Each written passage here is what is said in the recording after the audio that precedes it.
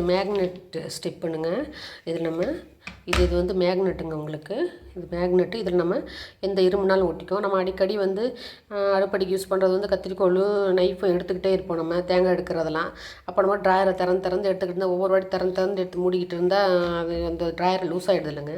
இந்த மாதிரி இருந்தால் நம்ம இதில் அப்படி ஒட்டிக்கோங்க. இங்கே வந்து அப்படி மேக்னெட் ஒட்டிக்கும். இங்கே வந்து தேங்காய் எடுக்கிறது கூட ஒட்டிக்கும். இது நான் உங்களுக்காண்டி இதை நான் மாட்டாமல் இருக்கேன் காட்டுவோன்னுட்டு. இங்கே பாருங்க, விழுகாது. ஃபுல்லாக மேக்னெட்டு. நம்ம அடுப்படியில் எங்கே வசதியாக இருக்கோ அங்கே இதை மாட்டிக்கலாங்க. இது மாட்டினதுக்கப்புறம் கூட காட்டுறேன் பாருங்கள். எடுத்தால் கூட வரமாட்டேங்குது. அவ்வளோ பவர்ஃபுல்லான மேக்னெட்டுங்க. இது ரொம்ப யூஸ்ஃபுல்லாக இருக்கும். எல்லாமே சின்ன கத்தி எல்லாமே இதில் வைக்கலாம். உங்களுக்கு ரொம்ப ஈஸியாக இருக்குங்க. பண்ணி பாருங்கள், யூஸ் பண்ணி பாருங்கள்.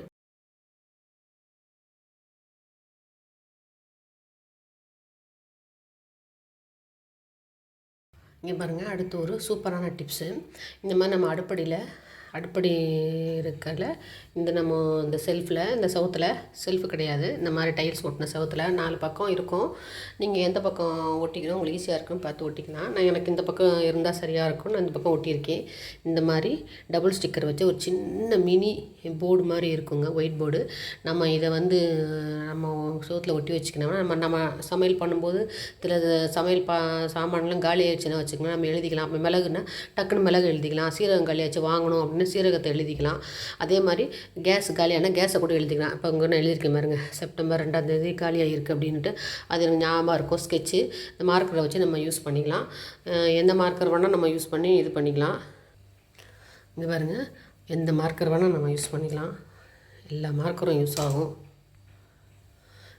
இங்கே பாருங்க, தமிழில் வேணால் தமிழில் எழுதிக்குங்க, இங்கிலீஷில் வேணால் இங்கிலீஷ் எழுதுங்க. மிளகு, சீரகம், இல்லை எதையாவது நம்ம க்ளீன் பண்ணணும், இப்போ நம்ம இன்றைக்கி நைட்டு மேடை துடைக்கணும் அப்படின்ற ஒரு ஞாபகத்தை டக்குன்னு அந்த மைண்டில் வரும்போது டக்குன்னு எழுதிட்டோம்னா நமக்கு ஞாபகம் இருக்குன்னா மறந்து போயிடுறோம் இல்லைங்க.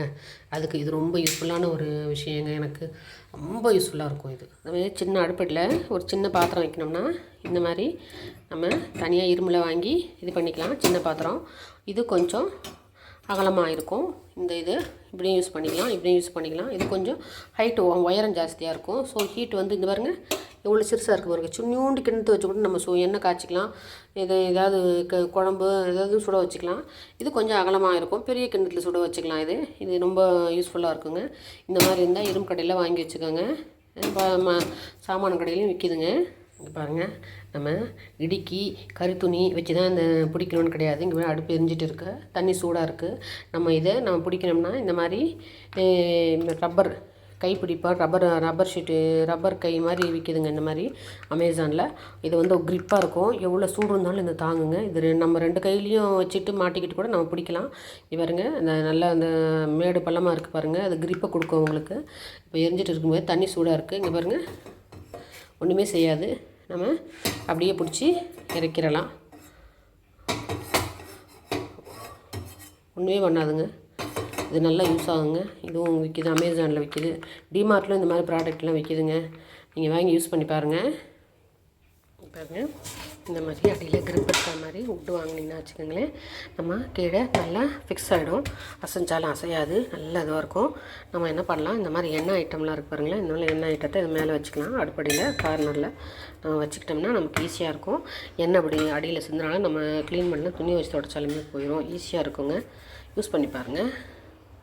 மிக்ஸி ஜார்லாம் ரொம்ப நாள் ஆச்சுன்னா இந்த பிளேட்லாம் ரொம்ப இது தேங்காயெலாம் நல்லா அரைக்க மாட்டேங்குது அப்படின்னா நீங்கள் என்ன பண்ணுங்கள், நல்லா கல்லுப்பை உள்ளே போட்டு, கொஞ்சம் கல்லுப்பு உள்ளே போட்டு, கல்லுப்பு போட்டு நல்லா மிக்சியில் போட்டு ஒரு ரவுண்ட் அரைச்சிங்கன்னா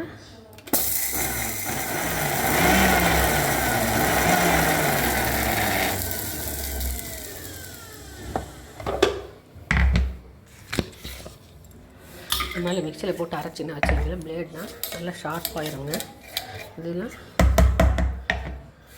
இந்த மாதிரி பண்ணி பாருங்கள், பிளேடு நல்லா ஷார்ப் ஆயிரும். இன்னும் கூட நைஸாக அரைச்சிக்கலாம். நீங்கள் பொடி சால்ட்டுக்காக யூஸ் பண்ணிக்கலாங்க. நம்மளே வீட்டில் பொடி சால்ட் பண்ணிக்கலாம். நல்லா இது நல்லா காவாசி கூட கல் உப்பு போட்டு நல்லா அரைக்கலாங்க. அடிக்கடி இது இந்த மாதிரி மாதத்துக்கு ஒரு தடவை பண்ணிட்டிங்கன்னா பிளேடு கொஞ்சம் நல்லா ஷார்ப் ஆயிருங்க. இங்கே பாருங்கள், அடுத்து குடமிளகாவை நம்ம அதே மாதிரி பொடியாக சாப் பண்ணிக்கோங்க. ஊத்தாப்பத்துக்கெல்லாம் இது நல்லா ஈஸியாக இருக்கும்.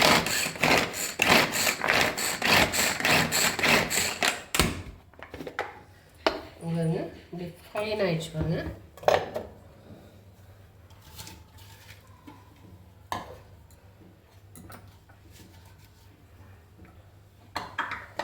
அதுக்கப்புறம் கேரட் பார்ப்போம்.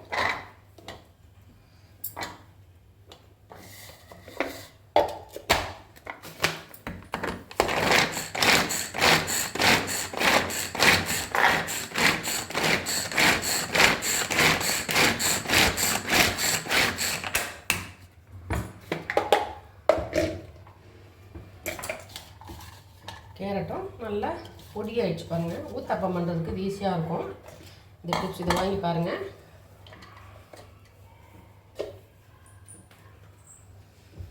இப்போங்க ஈர பாத்திரத்தெல்லாம் தண்ணி துடைக்கிறதுனா நம்ம ஈரமான கிளைமேட்டுக்கு ரொம்ப கஷ்டம். அந்த மாதிரி இருக்கும்போது இந்த மைக்ரோ ஃபைபர் கிளாத்தெல்லாம் யூஸ் ஆகுங்க. இந்த மாதிரி இதை வச்சு துடைச்சிட்டோம்னா தண்ணி நல்லா உறிஞ்சிடும். இங்கே பாருங்க சூப்பராக காஞ்சிடுங்க. இதை யூஸ் பண்ணி எல்லா பாத்திரத்தையும் நல்லா துடைச்சி வச்சுக்கலாங்க. இந்த மாதிரி கண்ணாடி பாத்திரமும் நல்லா பரபலாம் ஆயிருங்க. காஞ்சிடும், சீக்கிரம் காஞ்சிடும். ஃபேன் போட வேண்டிய அவசியமே இல்லைங்க.